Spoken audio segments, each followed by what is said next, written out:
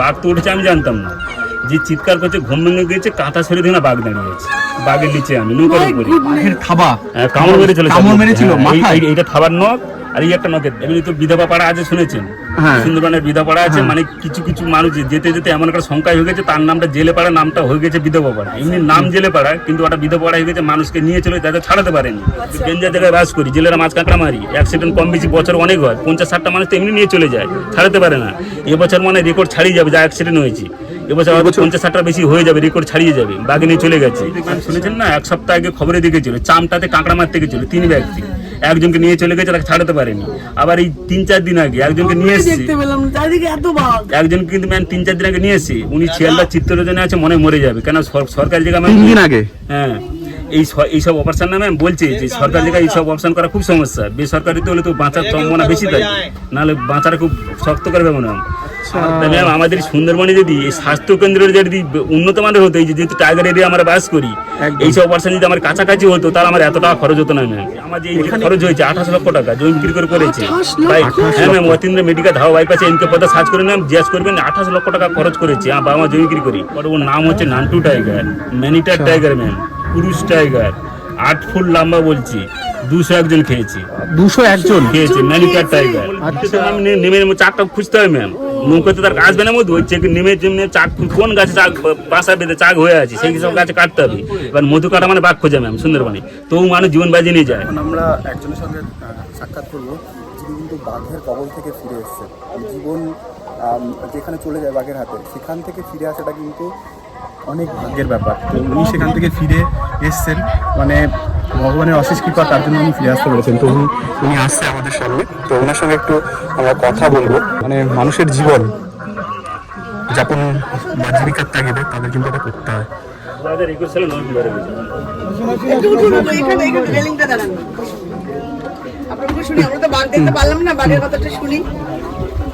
রবিবার দিন কিন্তু ম্যাম 5খান ট্যাবলেট বাঘ দেখেছি সুদর্ণখালির কাছে, রবিবারে, ওটা রবিবার দিন। আচ্ছা, রোববার দিন তো আমরা সবাই এসেছি, ওই দিন বাঘ দেখেছি 5খান। তো আপনি মানে বাঘের সঙ্গে কি করে বাঁচলেন? মানে বাঘের সামনে থেকে তো লোকে বেঁচে ফেরে না। নমস্কার স্যার, আমার নাম আশিস দাস, আমার যেখান থেকে উঠলাম বালি আইল্যান্ড দিয়ে, বালি আইল্যান্ড, গ্রামের নাম বালি বিজয়নগর, আমাদের থানা গোসাবা থানা। আমি এখানে বাড়ি, আমি জঙ্গলে মাছ ধরতে যেতাম, 18 বছর ধরে আমি মাছ ধরেছি। বাঘও দেখেছি, বাঘ দেখিনি এমন না, বাঘ দেখেছি অনেক সময় ছুটে এসে রোদ আমরা করে দিয়েছি, কারো কারো আঘাতও হয়। কিন্তু 2021 সালে নভেম্বর মাসে আমরা 5 জন করে ছোট ছোট নৌকা নিয়ে বেরিয়ে যাই, 5 জন করে থাকি, বেরিয়ে যাই 8 দিনের মাছ ধরতে, 8 দিনের জন্য বাড়ি থেকে বেরিয়ে যাই। আমি সেদিন সবাই বেরিয়ে গেছি, বাড়ির থেকে হয়েছে জঙ্গলে 7 দিন হয়ে গেছি। 7 দিনের দিন বেলা যখন ডুবতে যাবে ওই সময় আমি ছিলাম বড় নদীতে, নৌকা রেখেছিলাম। যখন বেলা আকাশে মেঘ উঠে গেছে, আমার কাছাকাছি একটা খাল ছিল, ধুমনির খাল বলি আমরা জেলেরা, ওই খালে খালি নৌকো ঢুকে দিয়েছি, কেননা ছোট নৌকা ঝড় টড় হলে অনেক সমস্যা হতে পারে, ঢুকে অ্যাঙ্কার করে দিয়েছি। আর আমার ওই দিন গায়ে জ্বর ছিল, আমি ঘুমাচ্ছিলাম, আমার যে আরো 4 জন ছিল ওরা চিৎকার করছে, আমার ঘুম ভেঙে গেছে। বাঘ তো উঠেছে আমি জানতাম না, যে চিৎকার করছে ঘুম ভেঙে গেছে, কাঁথা সরে দিয়ে না বাঘ দাঁড়িয়ে আছে, বাঘের নিচে আমি নৌকা ধরে ফেলেছি পাঁজা করি, বলেছি মা গো বাঁচাও, ফেটে গেছে, আমি শেষ ম্যাম। তার 8 মাস আমি জানি না বেঁচে আছি বলে, 8 মাস পরে দিলাম কোথায় কি করছে, বাঘে কিন্তু নগে লেগেছিলাম পান্ন, আর মাথায় কামড়ে ফাটে দিয়েছিল। কি অবস্থা, মানে বাঘের থাবা কামড় মেরেছিল মাথায়। এইটা থাবার নখ আর এই একটা নখের দাগ। আচ্ছা আচ্ছা, আচ্ছা, একদম বড় ক্ষত হয়ে গেছে। মানে বাঘের সঙ্গে রীতিমতো ফাইট করেছেন। হ্যাঁ, আমি তো স্যার ধরে ফেলেছি, ফেটে গেছে আমি জানি না। এবার 8 মাস পরে ইতিহাস শুনলাম, ওরা ছাড়িয়েছে কি করে, বা গভীর জঙ্গল থেকে হাতে আপনি ট্রমাটাইজড হয়ে গেছিলেন, আপনার কোনো সেন্স ছিল না। 8 মাস কলকাতাতে ভর্তি ম্যাম, ধাবা বাইপাসে। হ্যাঁ, ধাবা বাইপাসে অতীন্দ্র মেডিকেয়ার DRNK পদ্মার বাইপাসে আমার অপারেশন হয়েছে। এখান থেকে নিয়ে একটা গ্যাপটিং করেছি, কিন্তু এটা কৃত্রিম স্কাল দিয়েছি, গ্যাপটিং করেছি, এই একটা গ্যাপটিং হবে, এটা তাকে দেখুন ভুকভুক করছে, নড়ছি একদম একদম, এই যে হাড় নেই একদম ওখানে, মানে বেরিয়ে নেই, লেখাটা স্কালটা নেই। ডাক্তার বলেছে, এটা নিজ ডাক্তার বলেছে একটা সার্জারি করতে হবে, মানে এখনো সার্জারি করলে তবে কি রিকভারি হবে। মানে ভাবা যায় এরকম ভাবে। তো ওরা কি করে আপনাকে রক্ষা করবে সেটা বলেনি ওরা? হ্যাঁ ম্যাম, এবার 8 মাস পর শুনলাম, আমি তো 8 মাস জানি না, কিন্তু ম্যাম বেঁচে আছে বলে আমি জানি না। যে দৃশ্য এখনই চিন্তা করি ম্যাম, ও যে দৃশ্য আমি চোখের সামনে দেখেছি, বাঘকে ধরে বাঁচালাম কি করি, কি জন্য গিয়েছিলেন? মাছ ধরতে ম্যাম। আমার সাথীরা কি করেছে, আমি শুধু নৌকোতে বলে ম্যাম সম্ভব হয়েছে, যদি জঙ্গলের উপরে হতো ছাড়তে পারতো না। ওরা কি করেছে, লাঠি দিয়ে মাছ ধর করে বাঘকে নামিয়েছে। নামানোর পর জঙ্গল থেকে ফোন করেছে আমাদের বাড়িতে, কেননা এখান থেকে যে আমার যেখানে বাঘের সঙ্গে লড়াই হয়েছে, যদি বিয়ে আনতে হতো 14-15 ঘন্টা লাগতো, তাহলে মরে যেতাম ম্যাম। ওরা ফোন করতে, আমাদের বালি আইল্যান্ডে বন দপ্তর অফিসও আছে, বিদ্যাপুরে টাইগার অফিস, সঙ্গে সঙ্গে এলাকার মানুষ খবর দিতে বন দপ্তর ওখান থেকে নাকি আমাকে স্পিড বোটে তুলে চলে এসেছে, নিয়ে চলে এসেছে। কি করলো? বাঘটা নৌকো থেকে ওরা মারধর করতে লাভ মেরেছে, জঙ্গলে উঠে গেছি। কজন ছিলেন আপনারা? 5 জন ছিলাম। 5 জন, মানে শুধু আপনাকে টার্গেট করেছে? আপনাকে আমার সঙ্গে লড়াই হয়েছে, আচ্ছা। ওরাই ছাড়িয়েছে। এবার জানেন ম্যাম, 8 মাস পরে শুনলাম বন দপ্তর স্যার আমার বাড়িতে যেত, এবার অনেক বিশেষজ্ঞরা যেত, বলছে আসিস 2021 সালে যে তোমার যে লড়াই হয়েছে, ওখানে কোন টাইগার ছিল তুমি জানো? ওখানে যে তোমার যেখানে লড়াই হয়েছে আমি কি করে জানবো? পরে ওর নাম হচ্ছে নান্টু টাইগার, ম্যানিটার টাইগার ম্যাম, পুরুষ টাইগার, 8 ফুট লম্বা, বলছি 201 জন খেয়েছি। 201 জন খেয়েছে ম্যানিটার টাইগার। আচ্ছা, আপনি এবার 202 ম্যাম- নাম্বার হতেন যদি হ্যাঁ। মানে না।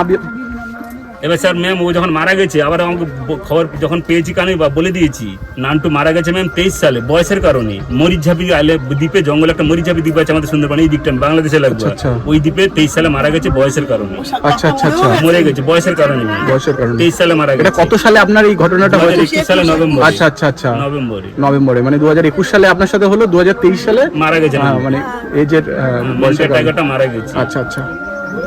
তো মানে এই যে মানে আপনার যে অভিজ্ঞতাটা হলো, মানে এখানে তো আরো যারা এরকম যারা মাছ ধরতে যায় তাদের সঙ্গে তো এই ফেস করতে হয়। মোটামুটি আপনার জানা মতে যে কতজন এরকম আছে যাদের আপনার মতো এরকম অ্যাটাক হতে হয়েছে? আমাদের গানে স্যার এমনি তো বিধবা পাড়া আছে, শুনেছেন? হ্যাঁ। সুন্দরবনের বিধবা পাড়া আছে, মানে কিছু কিছু মানুষ যেতে যেতে এমন একটা সংখ্যা হয়ে গেছে, তার নামটা জেলে পাড়া, নামটা হয়ে গেছে বিধবা পাড়া। এমনি নাম জেলে পাড়া, কিন্তু ওটা বিধবা পাড়া হয়ে গেছে, মানুষকে নিয়ে চলে যাতে ছাড়াতে পারেনি। আচ্ছা। আচ্ছা ম্যাম, ফিরে এসছে অনেকে, হাতে পিঠে লেগেছে, এরকম ইয়ে করছে, ও অনেক মানুষ আছে ম্যাম, আছে, নেই এমন না। এই যে ম্যাম শুনেছেন না, 1 সপ্তাহ আগে খবরে দেখেছিল চামটাতে কাঁকড়া মারতে গেছিল 3 ব্যক্তি, একজনকে নিয়ে চলে গেছে, তাকে ছাড়াতে পারেনি। আবার এই 3-4 দিন আগে একজনকে নিয়ে এসেছি, দেখতে পেলাম চারিদিকে এত বাঘ। একজনকে কিন্তু ম্যাম 3-4 দিন আগে নিয়ে এসেছি, উনি শিয়ালদা চিত্তরঞ্জনে আছে, মনে হয় মরে যাবে, কেন সরকারি জায়গা 3 দিন আগে। হ্যাঁ, এইসব অপারেশন না ম্যাম, বলছে যে সরকারি জায়গায় এইসব অপারেশন করা খুব সমস্যা, বেসরকারিতে হলে তো বাঁচার সম্ভাবনা বেশি থাকে, নাহলে বাঁচাটা খুব শক্ত করে ব্যাপার ম্যাম। আমার বলছে আমার এলাকার মানুষ যে আসিস তো বেসরকারিতে হয়েছিল বলে তুই বেঁচে গেছিস, নাহলে বাঁচতিস না। আপনার অসুবিধা কিছু হয়? এটা অসুবিধা হয় ম্যাম, এটা তো অসুবিধা হয় বলেছে ডাক্তারবাবু। ডক্টর সুভাষিস ঘোষ, কলকাতা স্পন্দনে নিরোকে দেখাই আমি ম্যাম, প্রাইভেটে। উনি হচ্ছে প্রফেসর নার্ভের, উনি কি নাম? সুভাষিস ঘোষ, সুভাষিস ঘোষ। এসএসকেএম বাঙুরের প্রফেসর। আচ্ছা। ওনাকে প্রাইভেট স্পন্দনে দেখিয়েছি, উনি বলেছে স্পন্দনে বসেন উনি? হ্যাঁ স্পন্দনে ম্যাম। উনি সবসময় থাকে না, কিন্তু বছরে হয়তো 2-1 বার থাকি, নাহলে থাকে না। হিমাংশুদা বলে উনি আমাকে যোগাযোগ করিয়ে দেয় যে আসিস তুমি অমুক দিন ডাক্তার আসবে, তুমি আসবে, ডক্টর আসবে, বলে যে আশিসকে ডাকবে ম্যাম। উনি বলেছে লিবিপুল 500 কন্টিনিউ খেতে হবে দুপুরে রাতে, আর এই নরম জায়গাটা বলেছে আমি তো ওষুধ দিয়ে দেখলাম এটা শক্ত হবে না, এই জন্য আমি রিফার করে দিলাম তুমি সার্জারি করে নাও বাবু। এখন সার্জারি করলে গিয়ে তারপর মাথা ভুলে টুলে যান কিছু? হ্যাঁ আপ ডাউন হয় ম্যাম, উনি বলেছে আপ ডাউন হবে, লিখেও দিয়েছে আপ ডাউন হবে। এখানে আপ ডাউন হচ্ছে, মানে এখানে কিছু স্কুল নেই, কিছু না খুলি নেই ম্যাম। খুলি নেই এখানে একদম, মানে 21 সালে 2021-এ তো এরকম একটা পরিস্থিতির মধ্যে দিয়ে উনি নিজের জীবন বাঁচাতে পেরেছেন, সেটা কিন্তু সত্যি একটা লাকের ব্যাপার, ভাগ্য। জন্ম হয়েছে। প্রতিনিয়ত আপনাদের জীবন জীবিকার তাগিদে জঙ্গলে যেতে হয়, সবাইকেই যেতে হয়। তো মানে যারা যায় তারা কি মানে এইভাবেই মানে তাদের জীবন যাপন চলে, মানে জীবনের ঝুঁকি নিয়ে তাদের ম্যাম বলছি ম্যাম, আমাদের প্রত্যেক বছর ম্যাম না সুন্দরবনে লিগাল আর আনলিগাল 2 জিনিস কিনে মানুষ মাছ কাঁকড়া মারি, লিগাল আনলিগাল। এই তো আর 1.5 মাস পর মধু কালেক্ট, 2 মাস প্রায় 1.5 মাস পর মধু কালেক্ট পাস ছাড়বে বন দপ্তর। এইবার ঠাকুর জন না করি অ্যাক্সিডেন্ট কিন্তু কম বেশি হয় ম্যাম, বাঘ নিয়ে চলে যায়। মধু যে কালকে বাঘ ধরতে পারে? জঙ্গলের ভিতরে ম্যাম নেমে চাকটা খুঁজতে হয় ম্যাম, নৌকাতে তার আসবে না মধু, ওই চেক নেমে যেমনি চাক কোন গাছে চাক বাসা বেঁধে চাক হয়ে আছে সেই সব গাছে কাটতে হবে। এবার মধু কাটা মানে বাঘ খোঁজা ম্যাম সুন্দরবনে, তবু মানুষ জীবন বাজিয়ে নিয়ে যায়। এবারে কারণ ম্যাম আমাদের এই যে খরচ হয়েছে 28 লক্ষ টাকা, প্রায় হ্যাঁ ম্যাম অতীন্দ্র মেডিকেল ধাওয়া বাইপাসে এনকে পদা সার্চ করে ম্যাম জিজ্ঞাসা করবেন 28 লক্ষ টাকা খরচ করেছে আমার বাবা মা জমি বিক্রি করি, তার জন্য এটার করতে পারছে না, বাবা মার কিছু নেই, সব শেষ হয়ে গেছে। বন দপ্তর কিছু না ম্যাম, যে বন দপ্তর যে নিয়ে এসে একটা বড় সাধুবাদ, কিন্তু ম্যাম আমাদের সুন্দরবনটা মানে সেন্ট্রাল গভর্নমেন্টের, বিশ্ব ব্যাংকের টাকা চলে সুন্দরবন, কে কাকে কি বলবে ম্যাম, এটা রাজ্যের একটারে নেই ম্যাম। ম্যাম আমাদের যদি সুন্দরবনে যদি এই স্বাস্থ্যকেন্দ্র আছে, গোসাবাত হাসপাতাল আছে ম্যাম, এই যে উন্নত মান যেহেতু আমরা একটা ডেঞ্জার জায়গায় বাস করি, জেলেরা মাছ কাঁকড়া মারি, অ্যাক্সিডেন্ট কম বেশি বছর অনেক হয়, 50-60টা মানুষ তো এমনি নিয়ে চলে যায়, ছাড়াতে পারে না।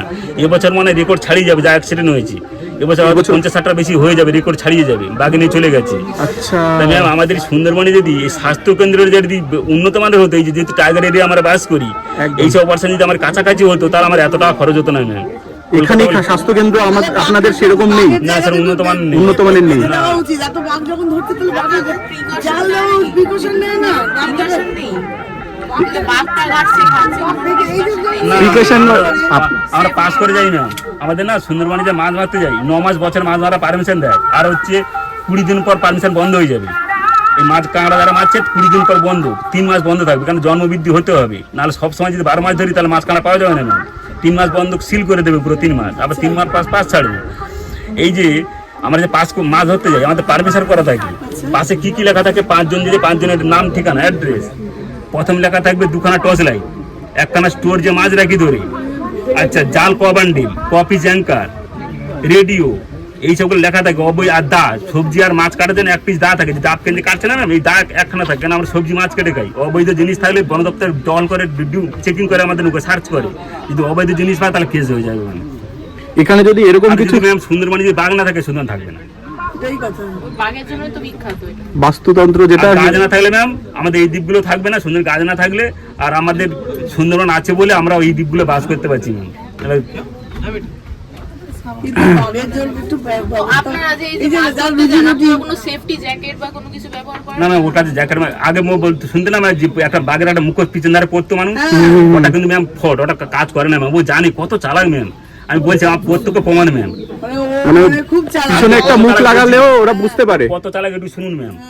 ধরো আমরা তেঁতুলা নদী, ওই যে নদীটার নাম তেঁতুলা নদী বলি আমরা, তেঁতুলা নদী, বাগমারা তেঁতুলা নদী।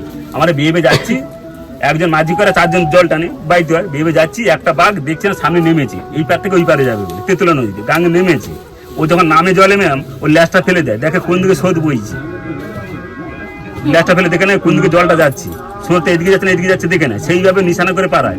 এবার ধরো ম্যাম আমরা যাচ্ছি, ওই বাঘটা নেমেছে জলে, হস করে চলে গেল, ওই পারে কোলে চলে গেছে, তার কোলে চলে গেছে উঠবে তো, জঙ্গলে ধরো কোলে চলে গেল তার উঠে যাবে, উঠছে না। ও কি করছে, বডিটা ডুবে আছে, মাথাটা ভেসে যাচ্ছে, শুধু দুটো চোখ দেখা যাচ্ছে, হ্যাঁ শুধু মাথাটা ভেসে যাচ্ছে, মাথাটা ভেসে ও যাচ্ছে। কি করলো, ওই কোল দিয়ে সেই জলে বডি ডুবে আছে, কোল দিয়ে যাচ্ছে, একটা ঝরা পেয়েছে, ঝরা ঢুকে গেল। মানে আমরা তখন চিন্তা করছি 5 জন, আচ্ছা আমাদের সামনে উঠলো না, খালিতে ঢুকলো কেন? তখন অভিজ্ঞতায় বলছি ও নিজের বডিটা দেখাবে না কত বড় বলে। আচ্ছা, মানে এতটা চালাক, তারপরে অ্যাটাক করবে। হ্যাঁ ও তো দেখে নিয়েছে যে এটা এই হ্যাঁ। রাজ্যে আসেনি, এরা এমনি মাছ ধরতে এসে এদের খাবো, যেমন করেই হোক গিয়ে খাবো। মাছ ধরতে গেছে, জঙ্গলে মাছ ধরতে গেছে না, সন্ধ্যের সময়। এখানে এই যে আপনি যে পাড়ায় থাকেন, এই পাড়াতেই তো থাকেন, এই পাড়াটার নাম কি? বালি আইল্যান্ড, বিজয়নগর। বিজয়নগর। হ্যাঁ। তো এই গোসাবা পাড়ার থানা। সবাই কি এই সুন্দরবনের সঙ্গে এই কাজের সঙ্গে যুক্ত, মধু সংগ্রহ বা? না স্যার, না, এটা ভুল কথা স্যার। সুন্দরবনে ম্যাম আমরা যে বাস করি, গুটি কয়েক মানুষ সুন্দরবন করে, অবৈধ করে, বৈধ আছে। আমাদের সুন্দরবনে মোট মাছ ধরা পারমিশন আছে 963খানা, বিএলসি আছে, তার মধ্যে 963খানার মধ্যে ওর ভিতরে ভাগাভাগি করে কাঁকড়া মাছ মারা হয়। অনেকে ওই বিএলসি কাঁকড়া মারে, অনেকে মাছ মারে। তাই বলে সুন্দরবনে এই যে বিলাসবহুল মানুষ সবাই মাছ কাঁকড়া মারে না স্যার। সুন্দরবনে বাস করে অনেকে সুন্দরবনের নাম ছিল ভয় করে, তার কারণ জানে ওটা ডেঞ্জার জায়গা, অনেকে ভয় করে ম্যাম, যায় না। আপনারা যেন বেরিয়ে আসলেন, খরচ করে বেরিয়ে আসলেন, অনেকে কিন্তু এই সুন্দরবনে বাস করে সুন্দরবন দেখেন, কারণ তারা অনেক ভয় পায়। ভয় পড়ে। আর অনেকের বাড়িতে বলে বাবা তুই জীবন জঙ্গলে যাবি না। 3টে উপাধি ওনারা দিয়েছেন আপনাকে। এইটা ম্যাম বিদ্যাধরী নদী, এই নদীতে পড়বে দোবাঙ্কি ক্যাম্প, তারপরে ধুবনিতে হয়েছিল, অনেকটা নিচে। আচ্ছা, এই সুন্দরবনে কোথায় বেশি বাঘ থাকে? সুন্দরবনে স্যার সব থেকে আগে এক সময় ডেঞ্জার জায়গা আছে চামটার জন্য, ডেঞ্জার, কিন্তু বর্তমানে জেলেদের কাছে আমার খবর আছে, আমি খবর পেয়েছি হলদিবাড়িতে প্রচুর বাঘের চাপ, হলদিবাড়ি বলছি। আচ্ছা আচ্ছা, ওখানে তো টুরিস্টরা যেতে পারে না। এইসব জায়গায় ওখানে- বাঘ নেই না? সুন্দর সাফারি যারা করতে আসে ওনারা অনেকে যায়, সাফারি ফটোগ্রাফার, আচ্ছা আচ্ছা আচ্ছা, ওনারা বাঘের ছবি নিয়ে বাড়ি যায়। ধন্যবাদ অনেক, আপনি ভালো থাকবেন। সাবধানে থাকবেন। হ্যাঁ, সাবধানে এই থাকবেন। জন্য আমি অপারেশনে ভুগছি, কারণ আমার বাবারা কিছু হারিয়ে ফেলেছে, এই জন্য ভুগছি। এটা থাকলে বাবার কিছু করে নিতাম, এক গায়ে সব জমি জায়গা বিক্রি করে দিয়েছি, করতেই পারছি। এখন আপনার জীবিকা কিভাবে চলছে? বলতে একটা রনি বলে একটা ভাই ডেকেছিলাম, এসেছিলাম রাজুয়া রনি, ঠিক আছে, একটু ওরা গেস্টটা গল্প শুনে কি দেয় এই জন্যই স্যার চল আচ্ছা আচ্ছা অপারেশন করার জন্য টাকা জোগাড় আচ্ছা, করছি যদি করতে পারি। ভালো থাকবেন।